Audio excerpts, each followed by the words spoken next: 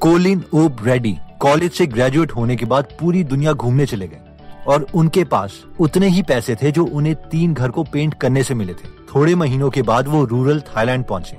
Evening में वो fire dancers को देख रहे थे और बहुत खुश हो रहे थे और उन्होंने सोचा कि मुझे भी इंजॉय करना चाहिए, इसीलिए वो जलती हुई रोप से जंप करने लग गए। लेकिन जैसे ही उन्होंने जंप किया, रस्सी उनकी बॉडी में रैप हो गई और पूरी बॉडी जलने लगी।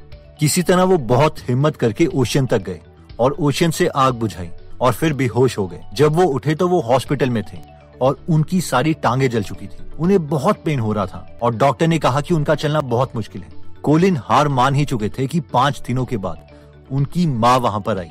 बेशक कोलिन की माँ को दुख हो रहा था, लेकिन उन्होंने कुछ शो नहीं किया और कहा, कोलिन ये बताओ कि जब तुम यहाँ से वापस जाओगे तो तुम क्या करना चाहते हो? कोई बड़ा गोल सेट करो। इस पर कोलिन ने कहा, माँ आप क्या बोल रहे हो? यहाँ डॉक्टर्स बोल रहे हैं कि मैं पूरी जिंदगी चल भी नहीं पाऊंगा और आप कह रहे हो कि गोल सेट करो। लेकिन जब कोलिन की माँ बार बार उससे पूछती रही तो एक दिन कोलिन ने आंसर दे दिया, माँ जब मैं यहाँ से बाहर निकलूंगा तो मैं ट्रायथलॉन में पार्ट लेना चाहता हूँ और उसे पूरा कंप्लीट करना चाहता हूँ। इस पर कोलिन की माँ रोने लगी और उसे गले लगा लिया। कुछ दिनों के बाद व्हील चेयर में कोलिन को घर ले जाया गया। घर पहुंचने के बाद कोलिन की माँ ने कहा, कोलिन तुम्हें गोल अपना याद है ना कि तुमने ट्रायथलॉन में पार्ट लेना है, लेकिन हम पहले एक स्टेप से स्टार्ट करेंगे। कोलिन की मदर ने किचन से एक चेयर ली और कोलिन से 1 कदम की दूरी पर उसे रख दी और कहा, बस तुम्हें अपनी व्हील चेयर से उठना है और 1 स्टेप चल के इस चेयर पे आना है। कोलिन को ये करने के लिए 3 घंटे लग गए, लेकिन उन्होंने अपना पहला स्टेप ले लिया। अगले दिन कोलिन की माँ ने चेयर 5 कदम दूर रखी और उसके अगले दिन 10 कदम दूर और धीरे धीरे कोलिन चलने लग गया। फिर कुछ महीनों में जॉगिंग करने लगा। अगले 18 महीने तक कोलिन ट्रायथलॉन की प्रैक्टिस करते रहा और फिर ट्रायथलॉन में पार्टिसिपेट किया। ट्रायथलॉन में पहले उन्होंने लेक मिशिगन में 1 माइल तक स्विम किया, फिर साइकिल में 25 माइल तक राइड किया, फिर 6.2 माइल्स तक भागे और फाइनली ट्रायथलॉन कंप्लीट कर लिया और अपना गोल कंप्लीट किया। और उस दिन कैलिन ने सिर्फ रेस कंप्लीट नहीं की, बल्कि 4000 पार्टिसिपेंट्स में से फर्स्ट आए। इन शॉर्ट ये पॉइंट कहता है कि even a journey of 1000 miles begin with 1 single step.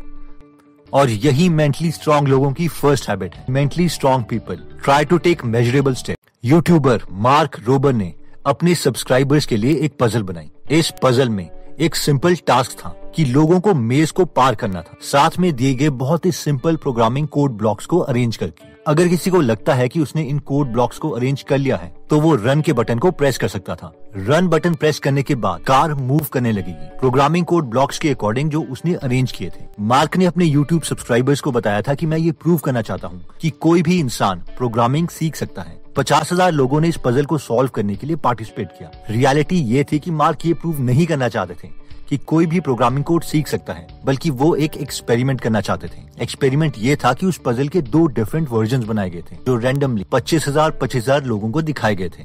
दोनों वर्जन में गेम में सबको 200 पॉइंट्स मिले थे। अब फर्स्ट वर्जन में अगर कोई पजल में फेल हो जाता है तो उसके 200 पॉइंट्स में से कोई पॉइंट नहीं कटता और ये मैसेज उसकी स्क्रीन पे डिस्प्ले होता था, प्लीज ट्राई अगेन। वर्जन 2 में अगर कोई पजल में फेल हो जाता था तो उसके 200 पॉइंट्स में से 5 पॉइंट्स काट दिए जाते थे और ये मैसेज डिस्प्ले होता था, आपके 5 पॉइंट्स कट गए हैं और अब 200 पॉइंट्स में से सिर्फ 195 पॉइंट्स बचे हैं, प्लीज ट्राई अगेन। अब सबसे इंटरेस्टिंग बात यह है कि इस एक्सपेरिमेंट का रिजल्ट क्या रहा होगा, क्योंकि असली दुनिया में तो कोई किसी के 5 पॉइंट्स नहीं काट रहा। सब अपने घर में अकेले कंप्यूटर में ये पजल सॉल्व कर रहे थे और कोई किसी को नहीं देख रहा था, ना ही इनके रिजल्ट्स पब्लिश होने थे। लेकिन फिर भी दोनों ग्रुप के लोगों ने कम्प्लीटली डिफरेंट बिहेव किया। जिस ग्रुप के 5 पॉइंट्स काटे जा रहे थे उनमें से 52% लोग पजल सॉल्व करने में सक्सेसफुल रहे, लेकिन जिस ग्रुप के कोई पॉइंट नहीं कम किए जा रहे थे उस ग्रुप में से 68% लोग सक्सेसफुल रहे, यानी 16% की इंप्रूवमेंट। और इससे भी ज्यादा शॉकिंग रिजल्ट ये रहा कि ग्रुप ए में जिनके 5 पॉइंट्स काटे जा रहे थे उनमें से ऑन एन एवरेज हर इंसान ने पजल को सॉल्व करने के लिए 5 अटेम्प्ट्स किए। लेकिन ग्रुप बी जिनका कोई भी पॉइंट नहीं काटा जा रहा था उस ग्रुप में हर इंसान ने ऑन एन एवरेज 12 अटेम्प्ट्स दिए पजल को सॉल्व करने के लिए, 2.5 टाइम्स ज्यादा attempt, which is approximately 150% more than the previous number. So conclusion है क्या? कंक्लूजन ये है कि जब हम लाइफ में हम क्या लूज कर रहे हैं उस पर ध्यान नहीं देते तो हमारे सक्सेस और परसिस्टेंस के चांसेस बहुत ज्यादा बढ़ जाते हैं। वो हमेशा पॉजिटिव चीजों पर फोकस करते हैं। पॉइंट कहता है कि they take it as a game. मान लीजिए कि मैं आपको ये बटन्स और ये इंस्ट्रक्शंस दूं कि आपको इस सीक्वेंस में बटन्स को प्रेस करना है। जैसे कि पहले बटन 3 को 5 सेकंड तक पुश करना है, बटन 6 को 1 सेकंड के लिए पुश करो, बटन 3 और 5 को एक साथ 6 सेकंड्स के लिए पुश करो एंड सो ऑन। तो आपको क्या लगता है कि हम में से कितने लोग 1 आवर तक इस चीज को कर सकते हैं? ऑब्वियसली ये इतना बोरिंग काम है कि हम 1 घंटे से पहले ही क्विट कर देंगे। लेकिन अब इमेजिन कीजिए कि हम टेस्ट शब्द की जगह इसे गेम बोलें और बटन्स को थोड़ा चेंज कर दें, उन्हें कलरफुल बना दें। और अगर हम इस पेपर में दी गई इंस्ट्रक्शंस की जगह कोई एंटरटेनिंग इंस्ट्रक्शंस दें, जैसे कि सुपर मारियो गेम, तो ऑब्वियसली हर इंसान इस गेम को 1 घंटे तक कम से कम खेल लेगा। आपको पता है कि हमें इन दोनों सिनेरियोज में सेम बटन, सेम टाइम और सेम सीक्वेंस में प्रेस करने हैं, लेकिन फिर हमारा रिस्पॉन्स इन दोनों सिचुएशन में बदल क्यों गया? आंसर सिंपल है, सेकंड केस में एक गेम है और हर मेंटली स्ट्रांग इंसान यही करता है। वो जिस भी काम को करता है उसे गेम की तरह देखता है और इसे mark Rober super Mario effect बोलते हैं। जीतेगा तो वही जो डिफिकल्टीज को गेम की तरह लेगा। अब ये बहुत ही प्यारी प्रेजेंटेशन है लाइफ वर्सेस एक्सपेक्टेशंस की, जो ऑलमोस्ट हम में से सबने देखी है। हम चाहते तो हैं कि हमारे साथ ऊपर वाला केस हो, कि कोई ऑब्स्टेकल नहीं हो और हम फटाफट दुनिया वालों को बोल सकें कि मैं जीत गया। और सेकंड केस के सिनेरियो को देख के हमें चक्कर आने लगता है कि अपना गोल अचीव करने के लिए हम इतना कुछ करना पड़ेगा। बट टू बी ऑनेस्ट, अगर ये दोनों गेम हो तो फर्स्ट वाली गेम कभी भी कोई भी नहीं खरीदेगा, क्योंकि ना इसमें कोई ऑब्स्टेकल है, इसलिए रिवॉर्ड का मजा भी नहीं है। और सेकंड वाली गेम में रिवॉर्ड का मजा बहुत है। इसीलिए ये पॉइंट कहता है कि स्ट्रॉन्ग मेंटालिटी वाले लोग डिफिकल्टीज को लाइफ का एक फीचर समझते हैं, ना कि परेशानी। नेक्स्ट पॉइंट कहता है कि they do not try to blend in, try to stand out. कोई भी 3 मेगा सक्सेसफुल लोगों के नाम सोचिए, let's say Dhirubhai Ambani, Jeff Bezos, Elon Musk etcetera. अगर हम इन तीनों की बात करें तो ये बाकी लोगों के साथ ब्लेंड ही नहीं हुए। इन्होंने सिर्फ वही नहीं किया जो बाकी सब कर रहे थे, they try to stand out. Dhirubhai Ambani Yemen से जॉब छोड़ के चले आए और एक बिजनेस का सपना देखा।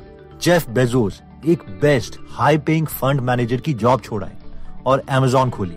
इलॉन मस्क की स्टैनफोर्ड में पीएचडी में एडमिशन हो गई थी, जो कि एक one of the best college है। वहां से एडमिशन के बाद पीएचडी प्रोग्राम छोड़ा है क्योंकि उन्हें एक इंटरनेट कंपनी खोलनी थी। मान लीजिए आप एक कंपनी के सीईओ हैं, आप अपने किस एम्प्लॉय को प्रमोशन देंगे?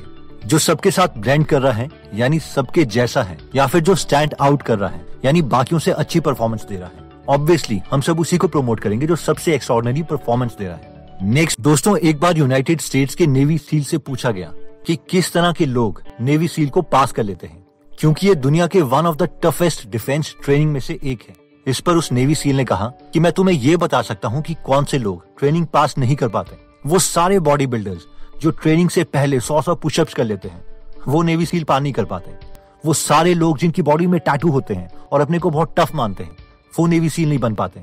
स्ट्रॉन्गेस्ट एथलीट्स वो भी बीच में क्विट कर देते हैं। लेकिन वो पतले से लोग जो कई बार डर के मारे कांप जाते हैं, पता नहीं क्यों उनमें से बहुत से लोग नेवी सील बन जाते हैं, क्योंकि ये मेंटली स्ट्रांग हैं। पता नहीं इनमें कहां से ये फीलिंग आ जाती है कि ये क्विट नहीं करते। तो दोस्तों, इस वीडियो में हमने मेंटली स्ट्रांग लोगों की 4 अमेजिंग हैबिट्स के बारे में सीखा, जिसमें सबसे पहली थी कि दे टेक मेजरेबल स्टेप्स, यानी गोल चाहे जितना मर्जी बड़ा हो, लेकिन अगर हम उसे छोटे छोटे स्टेप्स में तोड़ देते हैं तो उसे करना बहुत आसान हो जाता है। नेक्स्ट हमने देखा था कि मेंटली स्ट्रांग पीपल पॉजिटिव चीजों पर फोकस करते हैं, जिनमें हमने एक पजल के एक्सपेरिमेंट के बारे में देखा था कि अगर लोग पॉजिटिव चीजों पर फोकस करते हैं तो वो अपने गोल को पाने के लिए ज्यादा अटेम्प्ट्स करते हैं और उनका सक्सेस रेट भी ज्यादा होता है। नेक्स्ट हमने देखा था कि mentally strong people take it as a game, जिसमें हमने सुपर मारियो इफेक्ट के बारे में बात की थी कि अगर हम लाइफ की डिफिकल्टीज को गेम की तरह देखते हैं तो वो एक इंटरेस्टिंग एडवेंचर बन सकता है। नेक्स्ट हमने देखा था कि mentally strong people do not try to blend in, they try to stand out, यानी एक्स्ट्रा ऑर्डिनरी लोग कॉमन क्राउड की तरह काम नहीं करते, वो हमेशा दूसरों से डिफरेंट काम करते हैं, जिसमें हमने इलॉन मस्क, धीरूभाई अंबानी और जेफ बेजोस का एग्जाम्पल देखा था। दोस्तों, जब मैंने बहुत से सक्सेसफुल लोगों को स्टडी किया तो ये पता चला कि ऑलमोस्ट हर सक्सेसफुल इंसान बुक पढ़ता है, लेकिन हम में से बहुत से लोग हैं जो बुक्स नहीं पढ़ सकते और सेल्फ हेल्प कैटेगरी से खुद की मदद नहीं कर सकते, या फिर जिन्हें इंग्लिश में थोड़ी दिक्कत है। इसीलिए हमने गीगल एप्लीकेशन बनाई, जहां पर 130 से भी ज्यादा फ्री में हिंदी में बुक समरीज अवेलेबल है, जो आप पढ़ सकते हैं और उन्हें सुन भी सकते हैं। और हर हफ्ते हम इनमें एक बुक समरी ऐड करते रहते हैं। तो अगर हम औरों के एक्सपीरियंसेस से सीखना चाहते हैं, या हमारा कोई नोन है जो आजकल बहुत स्ट्रेस या डिप्रेशन में है, तो हम उसे इस चैनल या गीगल एप्लीकेशन का लिंक दे सकते हैं। हमें 100% बिलीव है कि ये आपकी या आपकी फैमिली की लाइफ को बहुत ही पॉजिटिव डायरेक्शन में ले जाएगा। अगर आप इस एप्लीकेशन में इंटरेस्टेड हैं तो इसका लिंक हम डिस्क्रिप्शन में दे देंगे। एनीवेज दोस्तों, अगर आपको ये वीडियो अच्छी लगी और आप ऐसी नॉलेजेबल वीडियोस मिस नहीं करना चाहते तो सब्सक्राइब करने के बाद बेल का बटन जरूर दबा दीजिए। आप कमेंट करके ये भी बता सकते हैं कि आप नेक्स्ट वीडियो किस टॉपिक पर चाहते हैं। जल्दी हम आपसे दोबारा मिलेंगे। जय हिंद।